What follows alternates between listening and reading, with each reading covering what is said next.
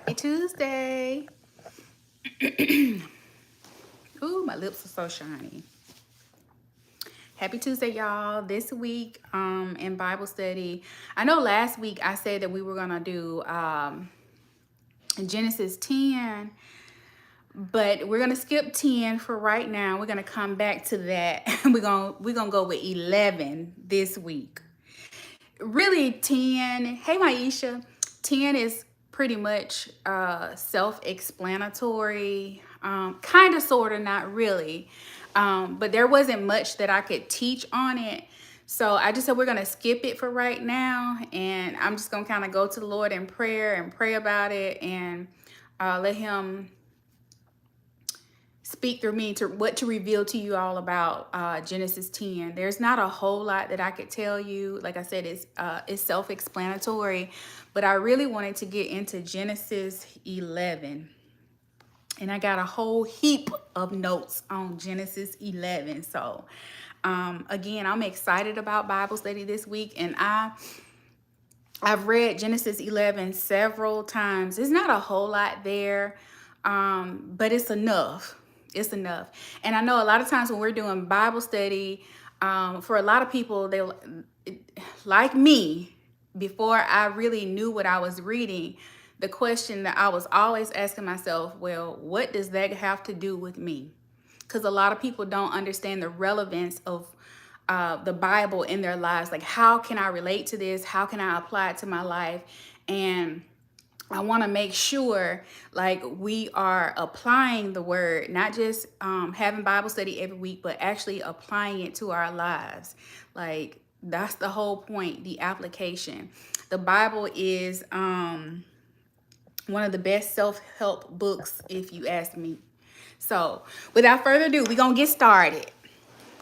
And so I'm happy to have you here, Maisha, and anybody else that may be watching or come back to watch this Bible study. So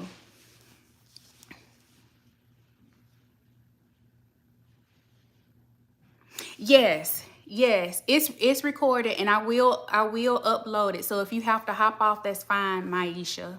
But if you want to, you can just listen as you're, driving. And so we're in Genesis 11, verse 1. And so it says, at one time, all the people of the world spoke the same language and used the same words. And when I read this, I was like, because I know a lot of times people are like, okay, well, we're going to get to that about the Bible, because I know I had a question on a video that I did where people were wondering, like, well, why does the Bible come in all these different languages and all these things? Well, in this week's Bible study, you're about to find out where the Bible, why we have so many different languages. And that's because of God.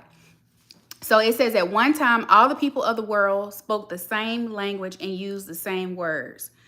So, and then it says, as the people migrated to the east, they found a plain in the land of Babylonia and settled there. And so here's what I want you all to get. When you start reading certain words, like, I want you to take note of Babylonia and also settled. When I am studying the Bible, I pay attention to words. And sometimes words just pop out at me. And I'm like, okay, God, why does this word keep popping out at me? Why does this word, it's like it's just highlighted. Like, it's like God wants me to know something about that word. So pay attention to that. So when you're studying the Bible, don't just read it, actually study it. But as I was studying, Babylonia popped out to me, and the word settled popped out to me. And so here's where we get into what today's title of this Bible study: selfish ambition. And those are the two words that just kept coming up: selfish ambition, selfish. I said, okay, this is the title of this week's Bible study, and you're gonna see this, and you're gonna actually understand why I titled it selfish ambition through what we study about this time, and we're gonna take a look at ourselves and see whether or not we have selfish ambition. And so in verse 3, it says, they began saying to each other, let's make bricks and harden them with fire. In this region, bricks were used instead of stone, and tar was used for mortar. So nothing really stood out to me about that particular scripture. But then you come to verse 4. It says, then they said, come, let's build a great city for ourselves with a tower that reaches into the sky. This will make us famous and keep us from being scattered all over the world. And here we have it. This is where the selfishness comes in. This is where the selfishness comes in. And so what I got from this when I read it is that they wanted to glorify themselves instead of God. They weren't building unto God.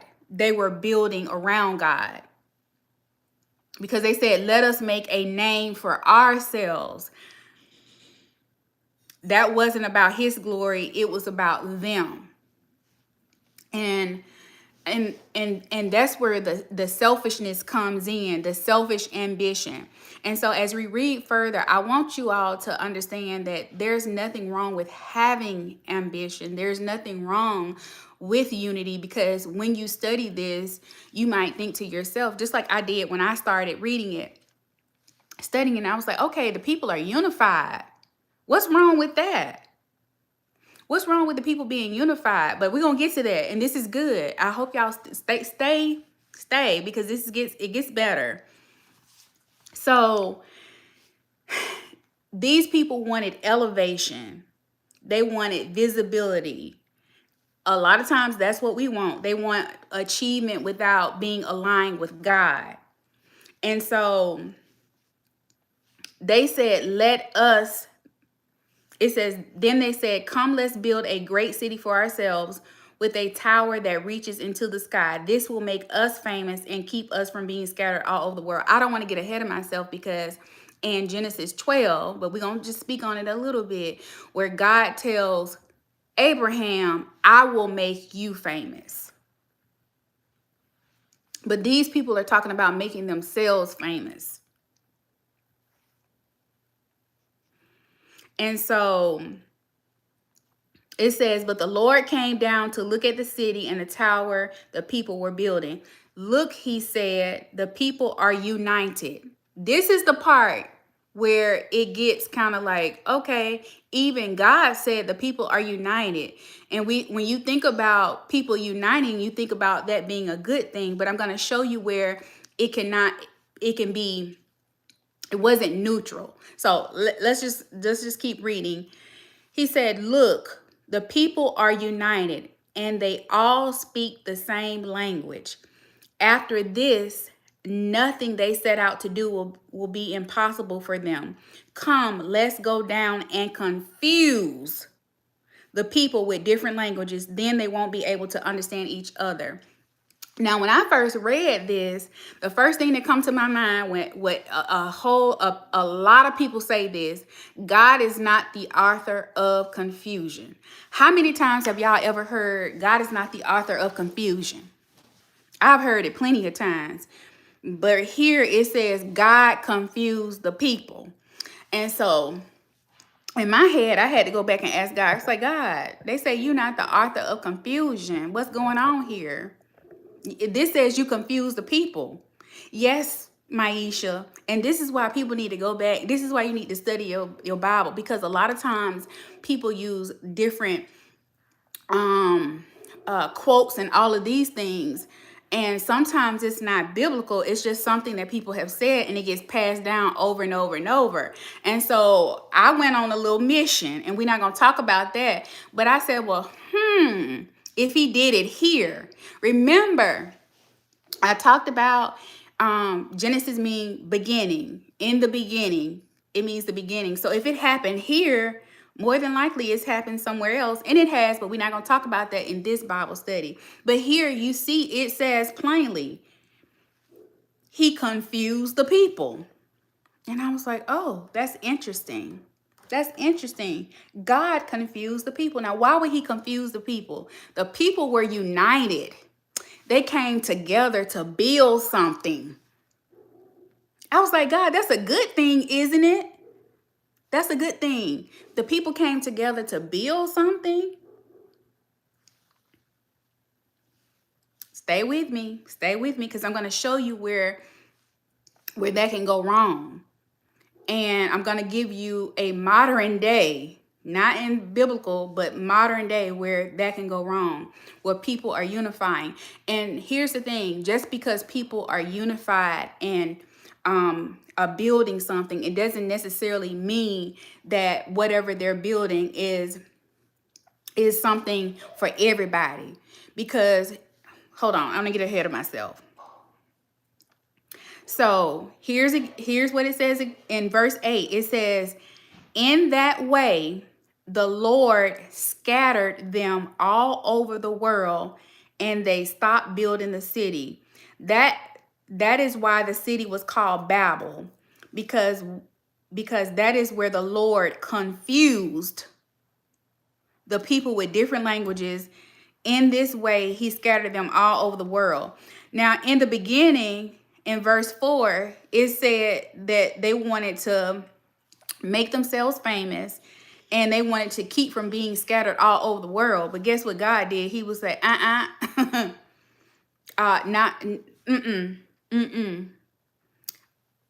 God said, no, let's go confuse them, and then we're going to scatter them. And he gave them different languages. So if you don't know that the Old Testament is written in Hebrew, the New Testament is written in Greek. And I think I have a video on my TikTok where someone asks, like, why is the Bible written in so many different languages? So if God gave us the Bible, and the Bible is our blueprint, is our basic instructions before leaving earth, wouldn't he want everybody to understand it in different languages? It's especially if he's the one who calls everyone to have different languages.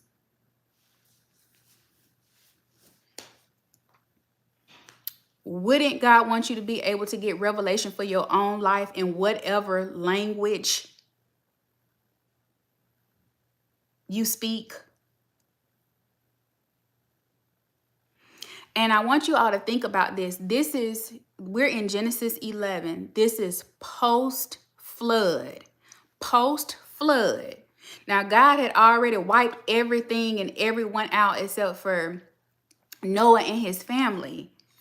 And so now you get to Genesis 11, and now the people are starting to be selfish and thinking about themselves. Okay, I want to be famous. Let me make myself famous. And so the other thing is God had told them to be fruitful and to multiply.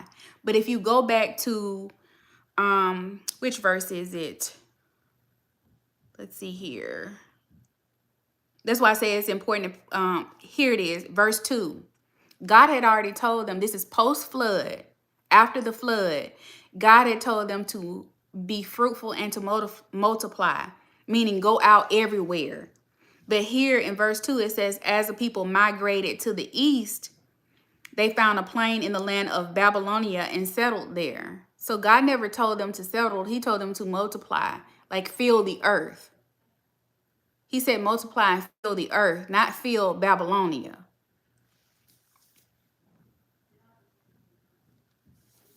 And so when I first read this, I was like, well, God is being kind of harsh. He confused the people, and then he scattered them everywhere. Like, somebody reading that would think that would be harsh.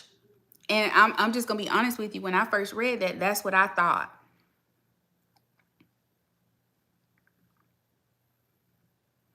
And so it wasn't God being harsh. He was trying to disrupt something that would destroy them later. And so I want to go back to them unifying. because I thought, okay, they're coming together. That's a good thing. But think about, I want you all, if you're watching this, think about the people that are unified today that are not unified for the good of everyone. They're only unified for the good of specific people.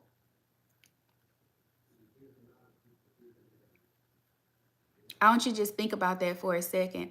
We have people right now that wear red hats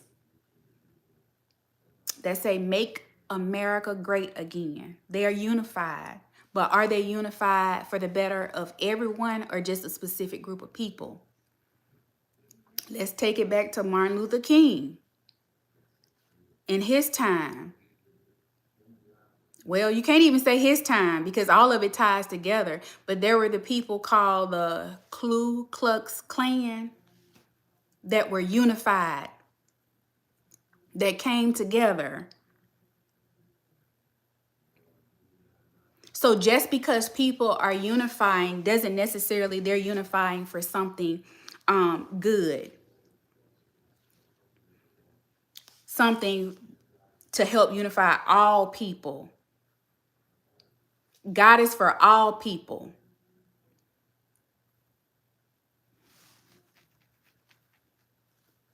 And so sometimes, even though people are unified, coming together, their unity can be disobedience. And I say disobedience because God calls us to love people, right? Not just one group of people, but he calls us to love everyone. And when people don't love, what is the opposite of love? Hate, right? Hate. And I know somebody probably is going to watch this and probably get upset with me, but I don't care. It's the truth. It's the truth.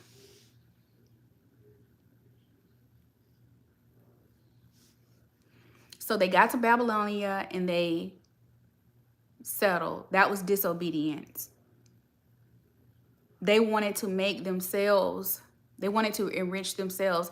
And here's where the selfish ambition comes in with us. Sometimes we're building something, but are we building it, to glorify God? Or are we building it to glorify ourselves?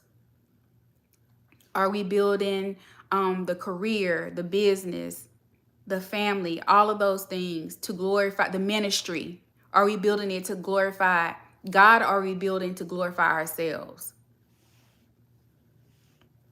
And so I want to read to you what it says in my Bible, and it's so good. I have the Application Study Bible, and it says, the Tower of Babel was a great human achievement. And I want to mention that here's the thing. If you go back to verse 4, it says, then they said, come, let's build a great city for ourselves with a tower that reaches into the sky. This will make us famous and keep us from being scattered all over the world. The one thing that they did not do. So I'm getting a little ahead of myself, but I can't do that. Can't not do that, I meant. So Proverbs chapter 3, verse 6 says, seek his will in all you do, and he will show you which path to take. They didn't seek God's will. Proverbs 16, verse 3 says, commit your actions to the Lord and your plans will succeed. Did they commit their actions to God? Nope. Psalms 37, verse 5 says, commit everything you do to the Lord. Trust him and he will help you. So did they commit everything to the Lord? And so when I'm asking these questions, I'm asking these questions of you. When you go back and study Genesis 11, you need to ask yourself these questions. Am I building for me or am I building for God? Did I seek? Did I commit my actions? Did I commit my actions? I'm sorry, y'all. I got a text message and it kind of threw me off. Did I commit my actions to the Lord? And did I commit everything to him? And a lot of times we're doing these things like on the back end. We do them first, and then we want God to bless whatever we've done on the back end. And that's not how God works.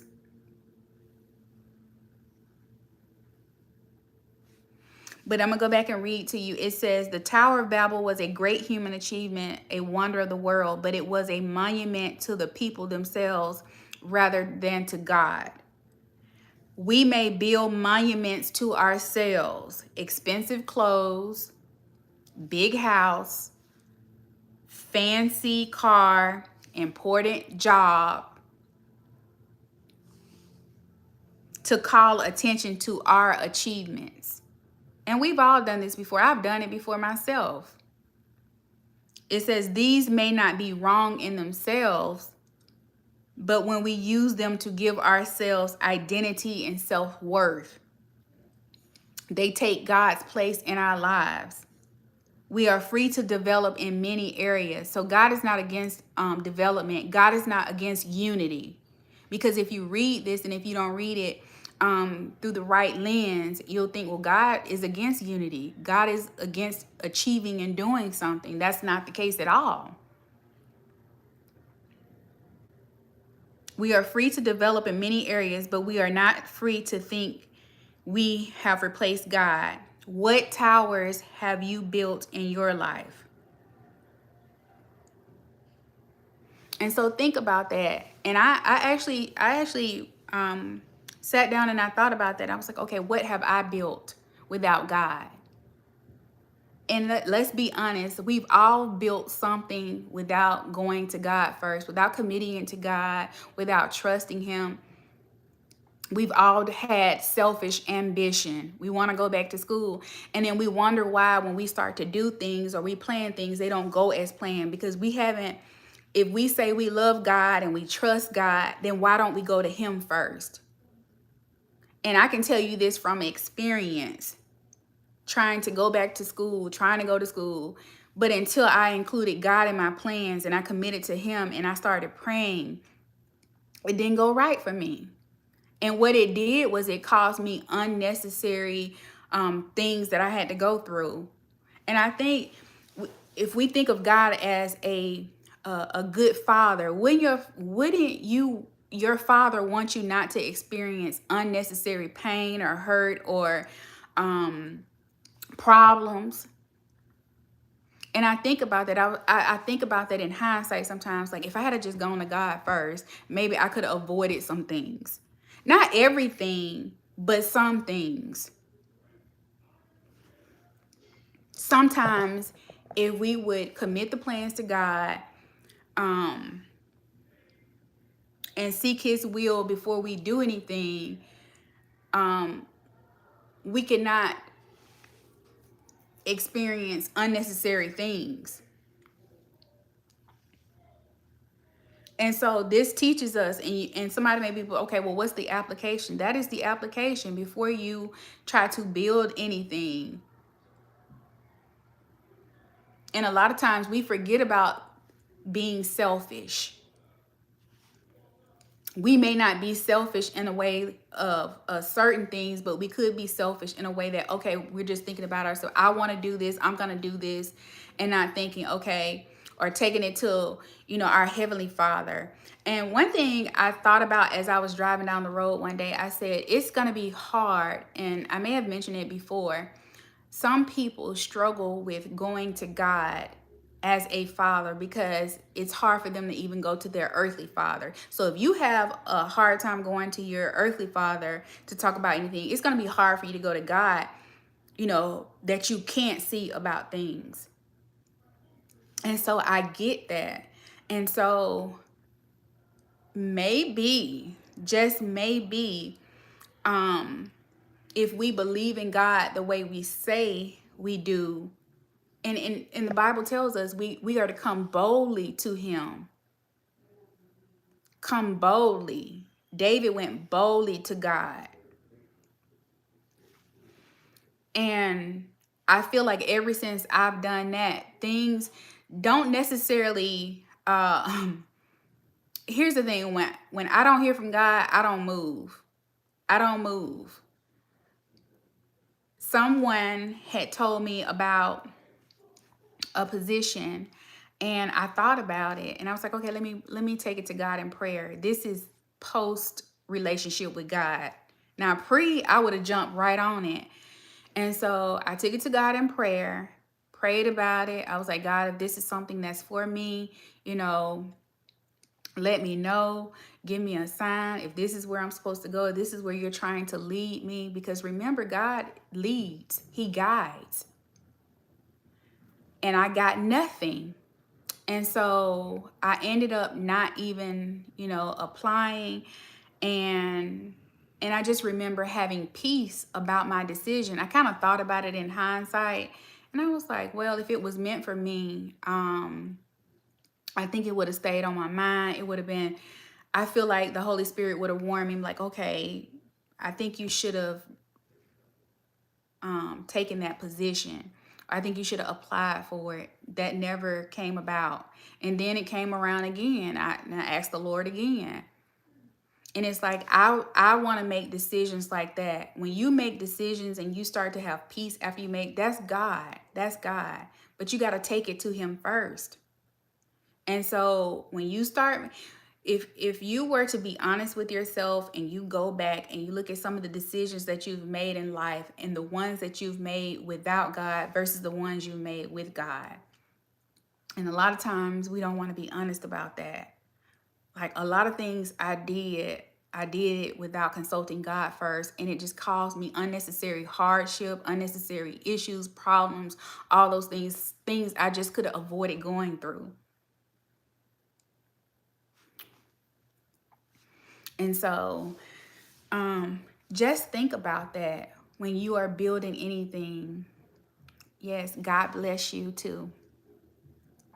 So it doesn't matter whatever it is you're trying to do, seek God first. The Bible tells us to seek God, seek Him first. It didn't say to seek Him only. It says to seek Him first.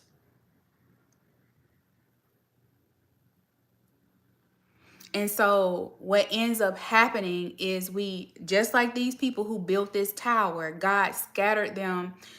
It's basically like they just built it for nothing. They didn't become famous. Yes, and all things will be added unto you. And I'm so glad you said that, because I didn't finish it. And when God adds to us, He adds no sorrow with it. And people forget about that. Think about the sorrow that we cause on ourselves when we do things without seeking Him first. And that's all God is trying to do, is just get us not to experience these unnecessary things. I'll never forget, I heard my pastor say, like, God doesn't want you to have these unnecessary. That's why He gave us the Bible. Yes. When God adds to you, He adds no sorrow with it. So if it comes from God, it's not going to have you. Sorrow means it makes you sad, depressed. So if it comes from God, it's not going to have you feeling that way. So it doesn't matter what it is that's being added to you. If God adds it to you, when He adds a person to you, a friendship, a relationship, a spouse, wife, whatever it may be, a job, when He even adds the business, when He adds, the finances, because a lot of times people have money, but they don't have God. And if we look at the world today and the way it's going, a lot of people think that just because they have money is that they how do I want to say this? To me, it doesn't seem like they have the money. It seems like the money have them, because the Bible says, what does it cost for a man to gain the world and lose his soul? There are a lot of soulless people walking around here, and they don't even have a moments of peace. Yes. And here's the thing, a lot of times with money associated is with power. People think the more money I have, the more power I have. Nobody has more power than God. Nobody has more power than God. So it doesn't matter, hey, how you doing? So it doesn't matter how much money we gain. If you lose your soul over it though, but not over here, because we're going to talk about this in Genesis 12, where um Abraham has wealth, but he also has God. He's a prime example of what you want. And remember, I talk about the Bible teaches us, um, it describes things and then it prescribes things. I want what Abraham had because Abraham had God and he had wealth. And by wealth, I don't just mean money. I mean, he had his protection, and we get to see that. So when we're looking at this, like your mind will start thinking differently as you start studying the Bible. And you're like, okay, Abraham had wealth. He had God's protection. He had his favor. He had all these things. And we've talked about it before. I know we're starting from the beginning, but in Exodus, the Egyptians had all the money, they had all the wealth, but they did not have God. And guess what? They drowned. They drowned. And so essentially that teaches us that having money without God doesn't equal to nothing. Yes, it's good to have. It is. But we want peace with it. And so we're gonna talk about the end of chapter 11 now, because I thought this was interesting.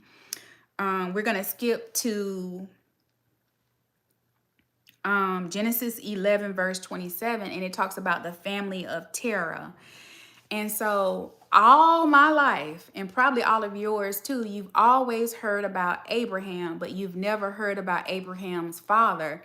And this is so important. This is so important as we go into Genesis 12, and you might be thinking, okay, why? Why is it so important? Well, I'm going to tell you. And so this is the family of Terah. Terah was Abraham's father. And so it says, this is the account of Terah's family. Terah was the father of Abraham, Nahor, and Haran. And Haran was the father of Lot. And so I want you to hold on to, I remember names as I'm studying. And so I want y'all to remember that name, Nahor, because that name is going to come up again as we study further. And I'm going to show you how, because I'm going to be like, y'all remember Nahor in Genesis 11? I need y'all to remember that. And if I'm asking you to remember something, there's a reason behind it, because we ain't just studying just to study stuff. And it says, but Haran died in the Ur of Chaldeans, the land of his birth, while his father Terah was still living. Meanwhile, Abraham and Nahor both married. The name of Abram's wife was Sarah, and the name of Nahor's wife was Milcah. Milcah and her sister Iscah were daughters of Nahor's brother Haran. Remember, Haran died. Haran died. I need y'all to remember that. It says, but Sarah was unable to become pregnant and had no children. That's very important, because here when we're introduced to Sarah, well, Sarai now, but she becomes Sarah. We're going to talk about the name change too and what that means, because it all means something for us as well. But she's barren, meaning she can't have children. She can't birth anything. I need y'all to think about it. Birth. She can't birth a child. So we're going to talk about that, because God may want you to birth something too. And it may be lying dormant in you. It may not have come to pass yet. We're going to talk about all of that and how it applies to us. But I want you to see something. It says, one day Terah, who's Abraham's father, took his son Abraham, his daughter-in-law Sarah, his sons Abram's wife, and his grandson Lot, his son Haran's child, and moved away from Ur of the Chaldeans. Now, when I read this, y'all, I was being a little messy. I was like, wait a minute. He had 3 sons. One son died, but he only took Abraham and his grandson with him.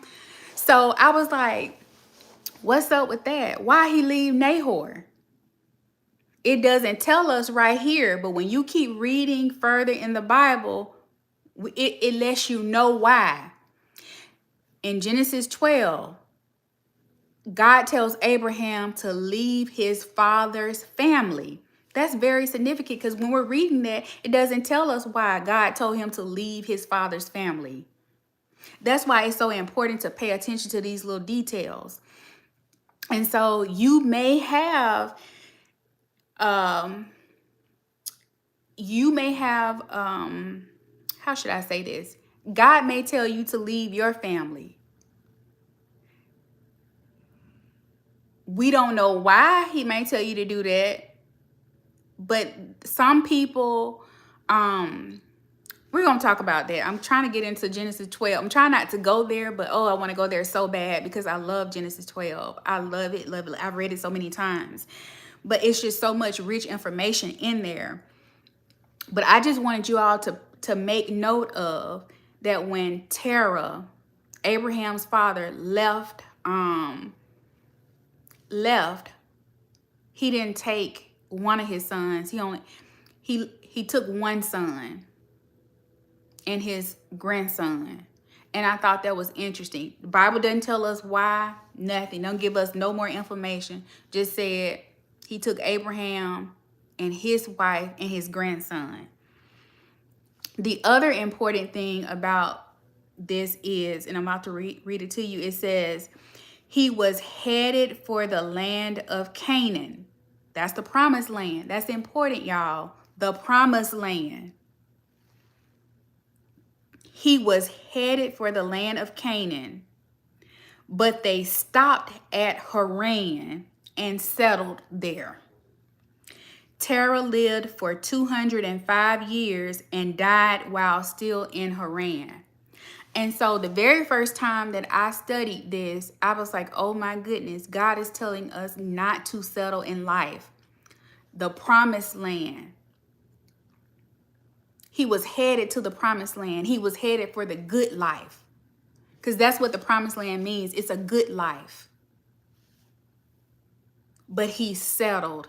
How many times do we settle? We settle. We settle for friendships. We settle for where we are in life. And then you get to Genesis 12 and God tells Abraham to do what? To go by faith. And I have to say this. We got time.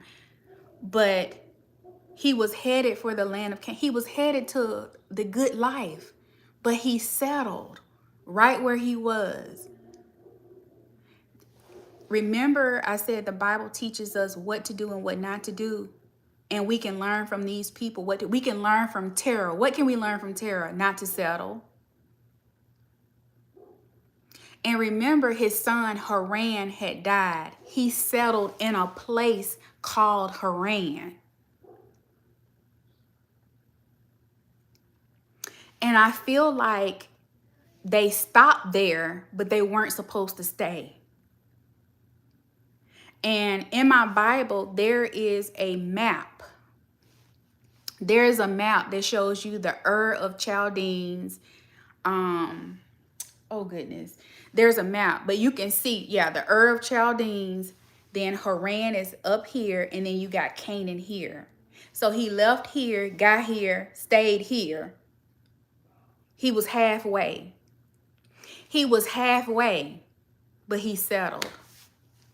We don't know why he settled, but I think it's very significant that he settled in a place called Haran, and his son had the same name. And we know in the Bible, I don't know, I haven't looked this up, but a lot of the names that people have, they have biblical meanings. So I'm going to look up the Hebrew meaning of Haran. I don't know what it means. This is just coming to me right now. And so Terah settled. He settled for a life and he died there. And I think that's very significant that God tells us that he died. He died where he settled. But there was a promised land. He was supposed to be headed to Canaan. He was supposed to get to Canaan. And so when I read this, I'm thinking to myself that God probably told Terah to go to Canaan. And what happened is that Abraham picked up where his father left off. He didn't settle. And we don't know the conversation because I'm gonna ease into verse. I gotta ease on into verse 12. I cannot. Verse 12, the very first verse, it says, the Lord had said to Abram, leave your native country, your relatives, and your father's family, and go to the land that I will show you. So if Abraham's father left, if they left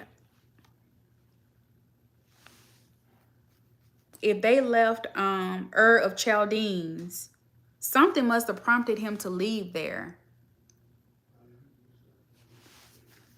Something must have prompted him to leave there. And I think it was God.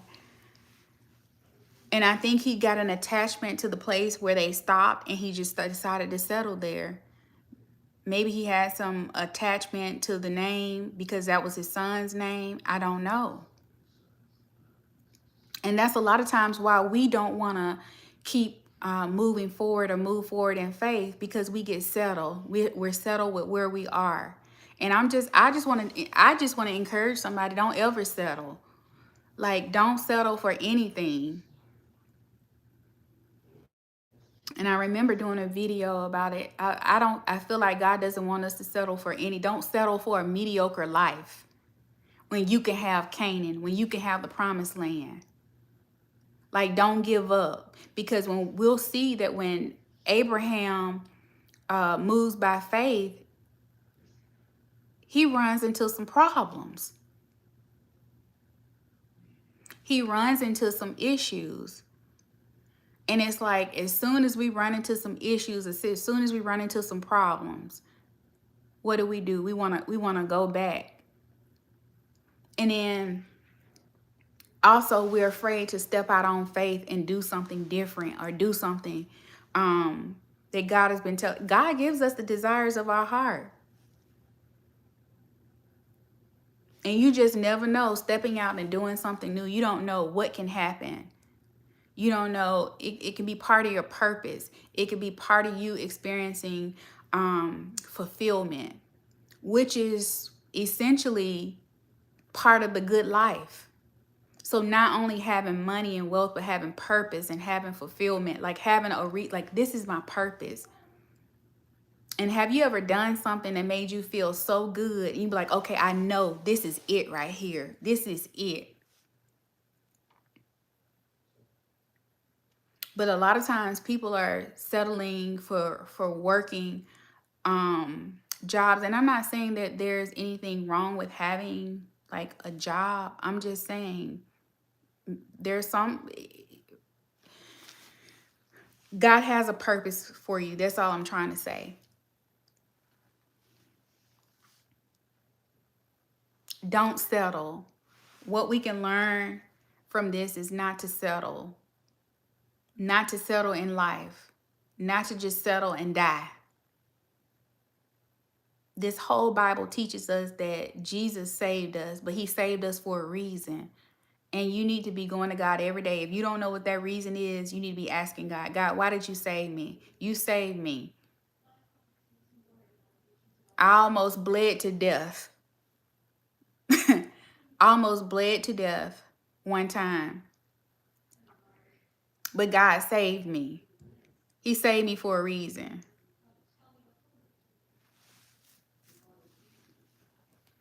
What has God saved you to do?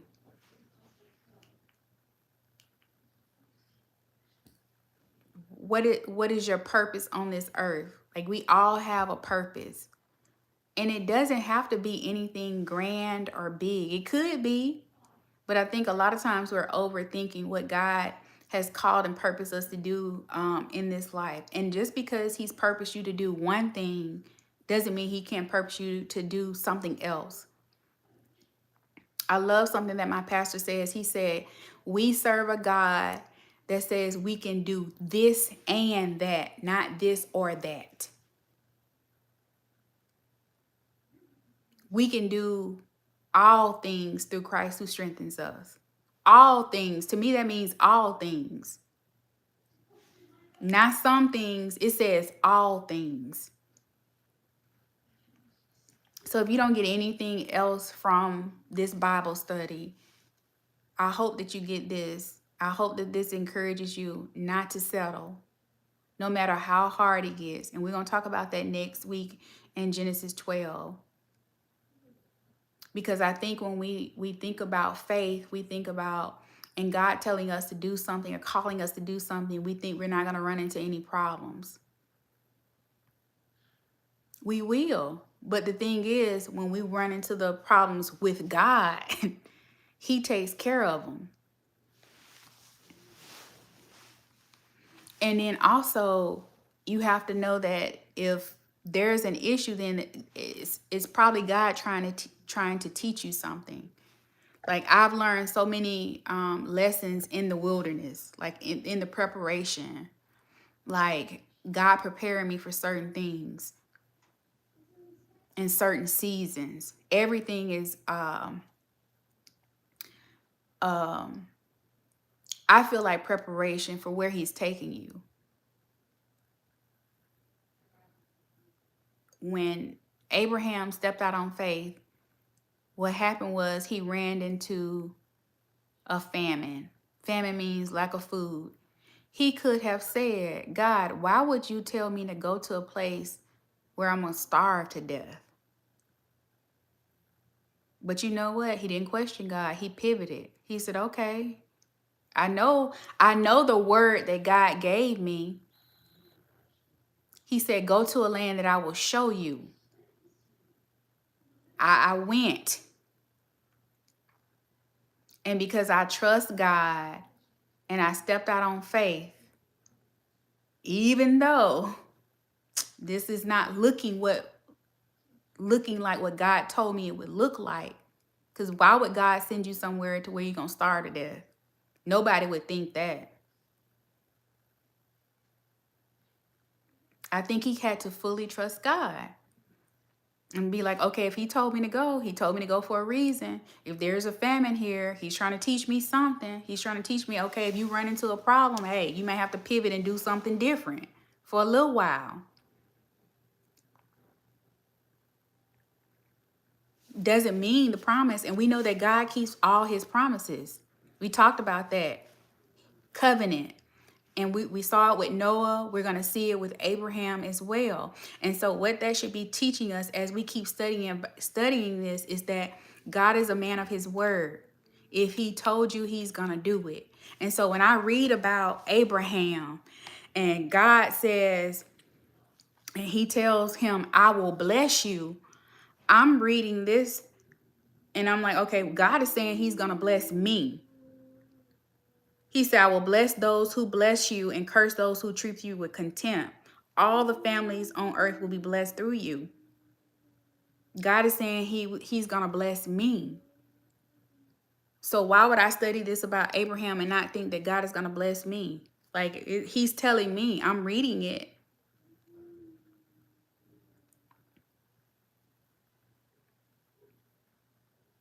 So I'm telling you, and this is where you have to start, as you get further into the Bible, as you start studying, you're gonna be able to recall these things. And you're gonna be like, well, God told Abraham, if he did it for Abraham, he'll do it for you. He's showing you, if I did it for him, I'll do it for you.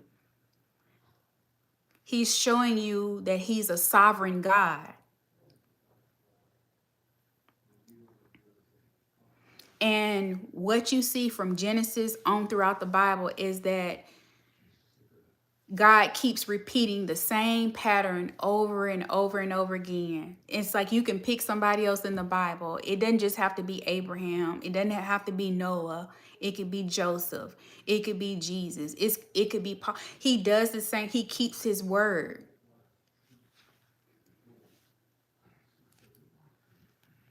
Solomon, Esther, all of these people. And as we study the Bible and we read about these people, we'll start to see ourselves in these people.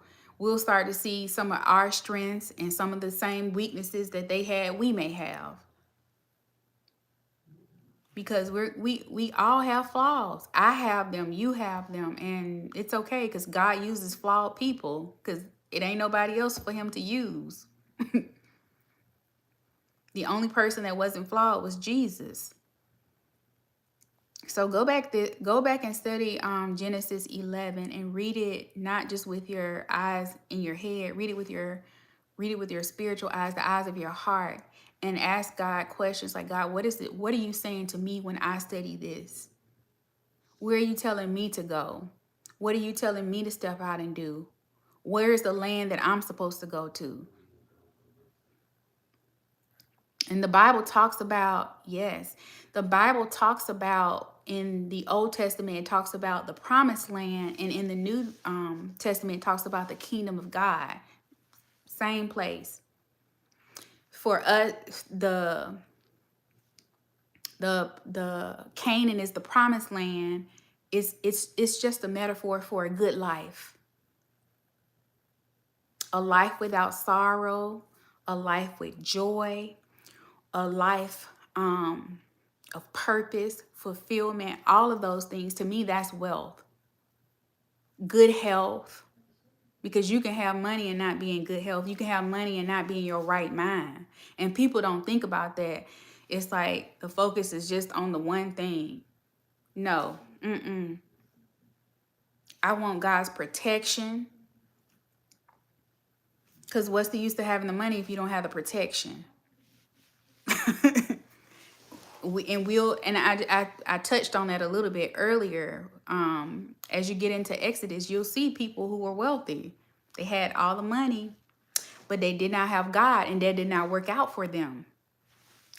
It does not work out for them. It may look like it, and that's why the Bible tells us don't worry about envy. Don't envy people who are wicked, who look like they getting ahead in life. It look like they living a good life.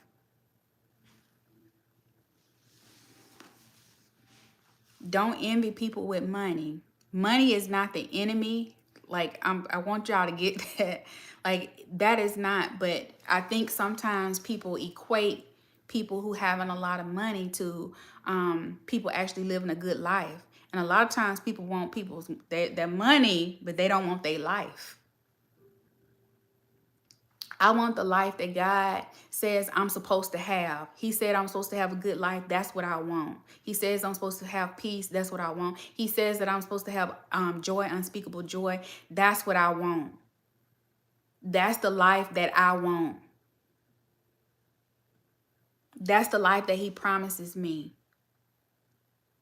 And it doesn't mean that that life doesn't come without problems. It just means that I'm going to have peace in the midst of those problems. I have problems, y'all, but my problems don't have me. And that's the difference.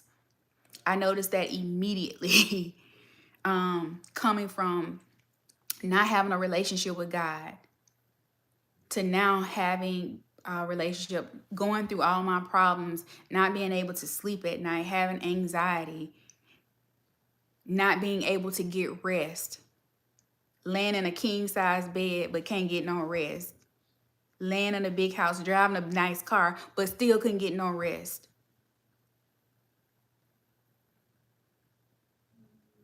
And a lot of times and it goes back to what we're talking about, the selfish ambition, because we think once we achieve certain things or once we get certain things, our life is going to be better. But that's not necessarily true. You couldn't have told me that I'd be laying in a king size bed and couldn't rest. What? That don't make sense. On some nice, comfortable mattresses, driving my nice car, having my great career. What? And I can't sleep at night? That don't make sense, do it? But I bet you now I get in this king size bed, I get plenty of rest.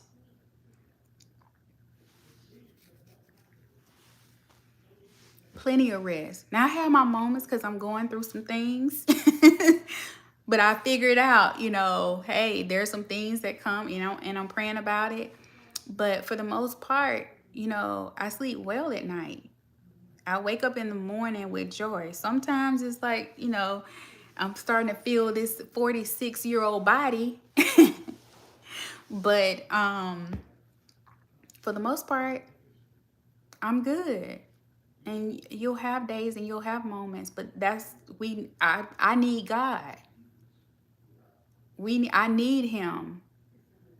I'm dependent on him. I'm not an independent person. I need God to get through this life. And I don't walk around pretending like I don't need him. And I know that when I start feeling a certain way, that means, okay, what have I done differently? Because God doesn't change. God doesn't change. So I have to look at myself, okay, how have I been praying? Have I been reading my Bible or studying my Bible like I'm supposed to? And it's not a supposed to thing because we all have a choice. But I'm telling y'all, there are days where I have felt so bad and sometimes I don't want to pull out my Bible and read it. But when I do, I feel better. I meditate on the word, whatever it is that I'm feeling or that I'm going through. And it's like I instantly feel better. I can't explain it, but that's just how it works. And the only thing I can do is tell you to try it. Try God. Try Jesus. It's better. And it's about it's about living a better life. Not a perfect life, but a better life. My life is better. Your life will get better. And it doesn't matter who you are, where you come from. It does not matter. You can hit rock bottom, but guess what? Ain't nowhere else to go but up. And you can go up with God. And I'm telling you, please. I thought I could live a life without God. I really thought I could. I did. I was doing all the things, going to church and all the things. But I had not had an encounter with God. And on the outside, it looked like I was winning, but on the inside, I wasn't. That's why I don't look at appearances, because people can look good on the outside and be messed up. And I can tell you right now, I've gained a little bit of weight, but I can tell you this. I've got pictures, and I think I might post that on my YouTube, where I was fit and in shape, working out, weight training, strength training, look good on the outside, but a mess on the inside. A mess. And I'm not saying that anybody who's fit or anything is, I'm just saying for me, I look good on the outside, but I was a mess on the inside. And so now I just gotta get back to that place. I gotta fix some things. But we are human, and I'm going through human things. And so, but I'm gonna figure it out, but I'm gonna figure it out with God.